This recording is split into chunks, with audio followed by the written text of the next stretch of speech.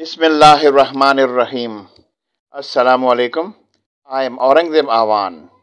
Let's start English and Urdu language. Meet me. मुझसे मिलो. Do you know? क्या आपको पता है? Where are you? आप कहाँ हो? You don't go today. आज आपने नहीं जाना. Give it to me. ये मुझे दो. What to do now? अब क्या करना है? We have come. हम आ गए हैं.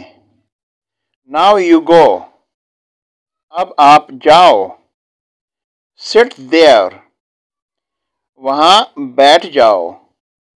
Should I go now or not? अब मैं जाऊं कि नहीं? He has refused. उसने तो इनकार कर दिया है. Don't lie. झूठ मत बोलो. Don't tell them. उनसे मत कहना. Why are you standing? आप क्यों खड़े हो? Now it's your turn. अब आपकी बारी है. What is the problem? क्या मसला है? Don't worry. फिक्र ना करें. Why are you afraid? आप क्यों डराते हो? Come soon. जल्दी आओ. Your voice is very sweet. आपकी आवाज़ बहुत प्यारी है. What is your choice? आपकी पसंद क्या है?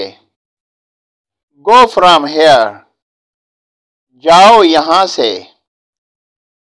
Very well, sir. बहुत खूब जनाब. What is the place? ये कौन सी जगह है? Say something, sir.